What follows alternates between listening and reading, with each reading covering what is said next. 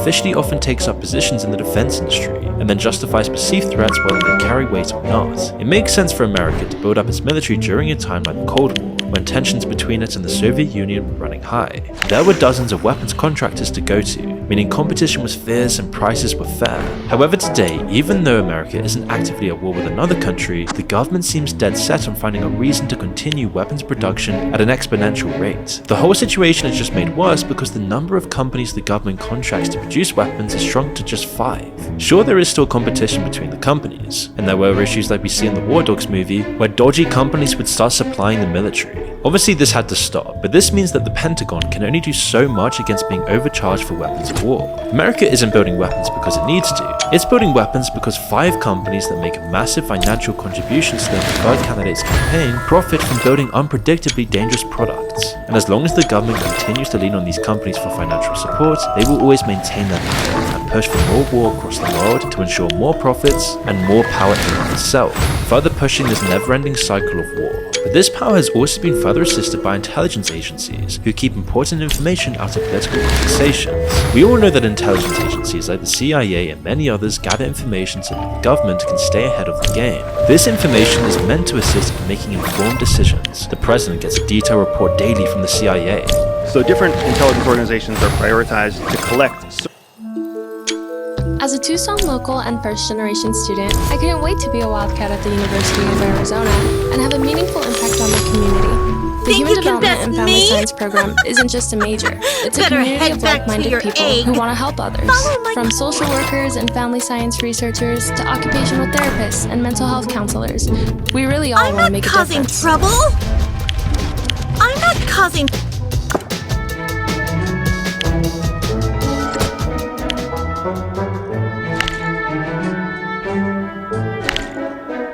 types of intelligence. And then within the confines of how they collect, they're also given unique authorities. Authorities are a term that's directed by the executive branch. Different agencies have different authorities to execute missions in different ways.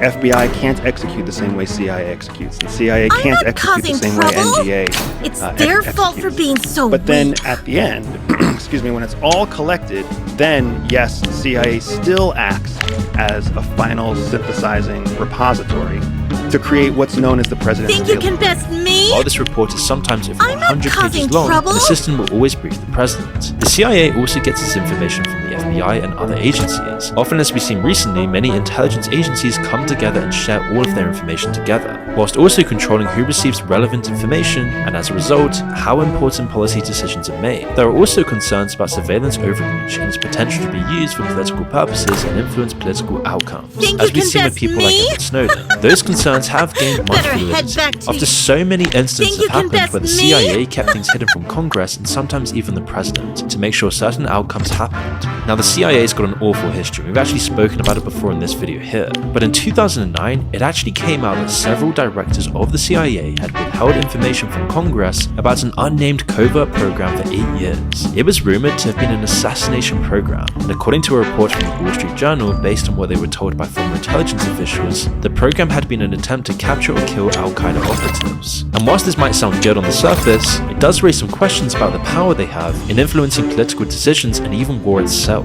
far overcoming the power of just the president alone. However, this was nothing compared to what happened in 2017, when the CIA revealed just how much influence they could potentially have over the government. In February of that year, it came out that the organization had refused to share intelligence with the then President Donald Trump, for fear this might get leaked after his team made contact with the Russian government. Tensions were already running a little high between the agency and the former president, after several officials left because they refused to work under him, so this new revelation was just adding fuel to the fire. While the information kept from him might not have been particularly important or something necessary for him to know, it definitely opened people's eyes to the idea that the president might not have known everything going on behind the scenes, and the very real possibility that vital information could be kept from the president if agencies like the CIA decide to keep it under wraps, all because they just don't trust the president, meaning they overall have far more more power. And that begs the question, who even runs these intelligence agencies? Almost nobody knows their names. And yet these people may have actually more power than the president. And yes, no single man should be left with the responsibility of a massive amount of power, but a government secret agency also shouldn't be able to withhold information that can change the political landscape, and even the entire geopolitical landscape and future wars to come. But unfortunately, this is one way that the government, and particularly the president, really doesn't have any power, as there are just so many examples of private companies taking advantage of the vulnerable to maintain their high profit margins. Take Monsanto for example. Any presidential efforts made to change food production and safety in America have been hindered by Monsanto's dominance in the industry. It's the reason why America's food is so bad compared to European standards and many other countries across the world, as Monsanto's control extends to patented genetically modified seeds, which makes it almost impossible to ever act against them, as they own almost all of the seeds. This influence stems from Monsanto's lobbying activities to sway Congress and regulatory agencies such as the FDA and USDA, and accordingly any efforts by the president to alter farming methods to elevate food safety or decrease corporate dominance encounter opposition from this established corporate power, making it almost impossible to ever enact meaningful changes without backing from lawmakers. And the pharmaceutical industry is yet just another example of this. Big Pharma has a massive effect on so many people's lives, and some people don't even realize this until they need to get medication or a hospital bill. Unlike other countries, America's federal government doesn't regulate drug prices, allowing manufacturers to price life-saving medication as high as they want without any consequence to themselves. This level of freedom infamously led to Martin Shkreli buying the rights to a drug like Dracula, which is used to treat malaria and severe infections caused by HIV, and he infamously raised the price for this from $13.50 to $750. Everyone memed this, he became famous for it and showed no remorse for doing so, even commenting that if he could go back, he would have increased the price and that his utmost concern was creating a profit for his shareholders. But whilst this might just be one strange example, this is actually a widespread phenomenon across America, and all of us saw how much power companies like Pfizer truly have over America during the pandemic. It's clear that disease and suffering is immensely profitable for these companies. They want more and more vulnerable people. They profit from a country that's sick from poisoned food, a stressful work environment, and legal drug addictions, as they would rather profit off of vulnerable people through absurd prices than assist the vulnerable. And this is proved time and time again by the fact that while many pharmaceutical companies use their profits to fund research into new ways to treat deadly diseases, most of the time these profits are just going back into purchasing stocks. This combination of negotiations with insurance companies over rebates, patents that prevent other drug companies from selling the same drugs at lower prices, and the lack of inclusion of the government leads to insane prices compared to other countries, especially if you don't have any insurance. In more recent years, things have gotten even worse because agencies like the FDA are now on pharmaceutical companies' payroll, meaning they are making a profit and might be more lenient with the drugs that come through from these companies, showing that inadvertently, Big Pharma almost just controls the government completely. They have almost all the power, and they can advertise themselves everywhere. America is brought to you by Pfizer. Wanna CBS know Health where Watch the sponsored by treasure is? Pfizer. Anderson Cooper Just 360.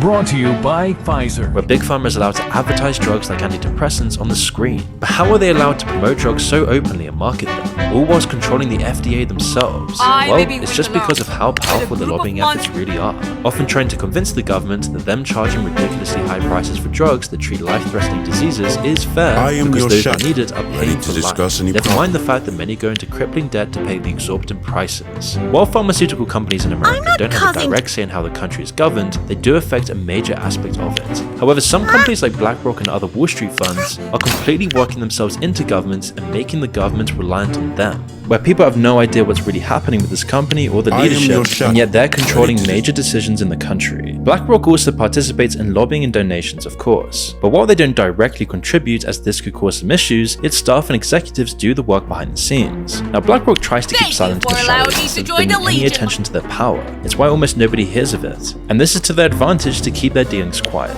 Yet BlackRock is just one company. Whilst being one of the most infamous, there are a ton of other companies just like BlackRock that are influencing politicians through lobbying and donations. When their interest in one policy might change to the company's detriment, it's easy to imply they will pull their support, and this can and will quickly change the politicians' minds.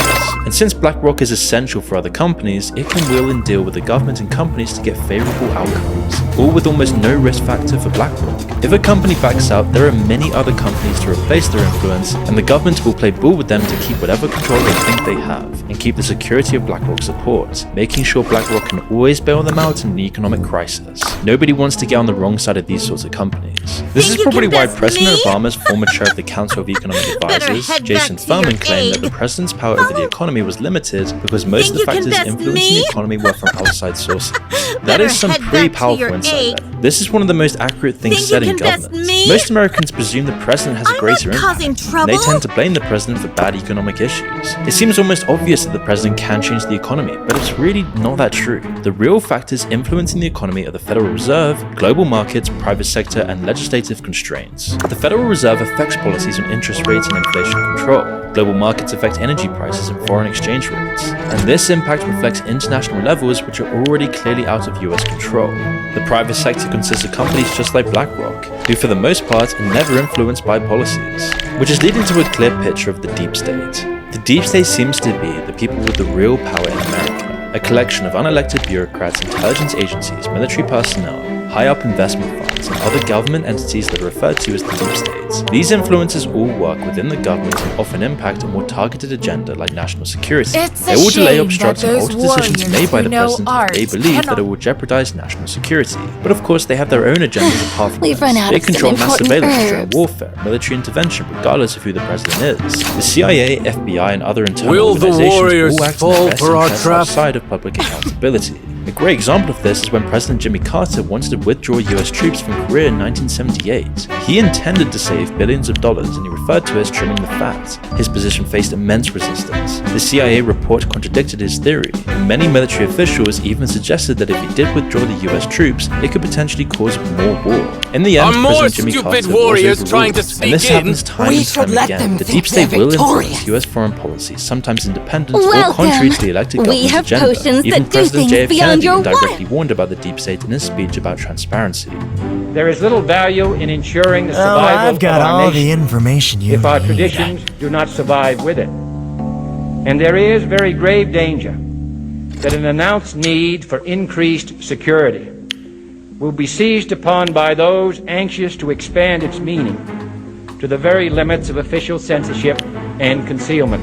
The US government's revolving door is the movement of personnel between roles as legislators and regulators, as well as members of the industries affected by the legislation or regulation. This revolving door is very often how policy and regulation get captured as insiders use their knowledge, experience, and contacts in government to advance private interests. Thousands of former officials resign to enter private companies, often in the same field they once supervised and licensed. On the flip side, a company executive may become an official in the government. This can help to get industry insights into government by appointing private individuals. Today we see this all the time where business executives and lobbyists end up taking positions in federal agencies or state bodies. And one of the most observed repercussions of this is that many who spin through these continuously revolving doors end up as lobbyists, and they stay in the government for far too long, lobbying for policies that help their new employers whilst using their past front as government officials. And because of this, they have significant leverage in getting bills passed. This leads to a bunch of conflict of interest situations, where these officials are prioritizing corporate interests over what is best for the public.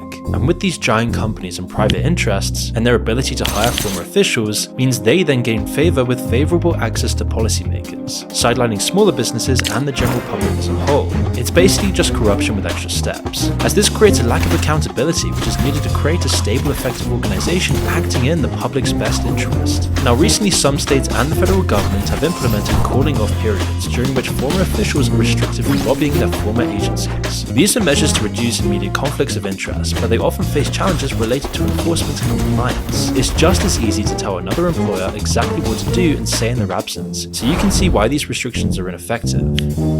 The way the system is set in America makes sure that even the president is definitely not in the most powerful position. And rightfully so. The founding fathers foresaw this, and they could see that if the wrong person gained this position of power and was allowed to do what he wanted, they would inevitably become a tyrant, or just the position itself would attract tyrants. And of course, this would completely ruin the Constitution and all the ideals of the American spirit. The government allows the president to be a key player in foreign policy as well as a commander-in-chief, with executive orders and appointment powers, but even these decisions aren't really his own, as it must usually be signed off by the Senate or Congress depending on the area of interest. Some of these decisions need fast action, like responding to threats, and as Commander-in-Chief, the President has significant authority over military operations. The President's power to appoint federal judges, ambassadors, and key cabinet officials will also have long-term impacts on his administration. These are some of the people who will either oppose or offer full backing to some of the most important decisions the president has to make. But when you stand back and look at the much bigger picture, it can easily be seen how those in the background have more of an impact than the public ever knows. For example, if some giant Wall Street investment fund now has the ability to have a seat at the table where the president's decisions are being made, it shows a shaky foundation of what the original constitution intended. This is a breakdown in the system created by modern times that certainly favors towards corporations and their agendas and not the public's best interests. In each decade, many presidents have warned about certain things encroaching on the power of the president. Eisenhower warned against the growing power of the military-industrial complex. In the councils of government, we must guard against the acquisition of unwarranted influence, whether sought or unsought, by the military-industrial complex. John F. Kennedy pushed back against intelligence agencies and their complete power over America. And now if you look at the last two presidents, you will really see no change in focus. Donald Trump invoked Drain the Swamp, which was intended to eliminate corruption within the government. However, while in power, his administration saw more influence from corporate America and extreme defense spending. And it's been no better with Biden and probably won't get better for a very long time. That's not to say that you shouldn't vote. Voting is incredibly important. It's the foundation of democracy and your God-given right. But it's clear that no real change will happen overnight, and the web of power controlling the United States is becoming more vast and serious than has ever been before. Once we all realize this and highlight the truth, can real change begin? And remember, Conflict of Nations is a free online PvP strategy game happening in modern global warfare, where you can choose your own strategy, engage in epic battles, and take over the world. And if you use my link in the description below, you'll get 13,000 gold and 1 month of premium subscription for free. Offer available only for 30 days, don't lose time. And check out Conflict of Nations today.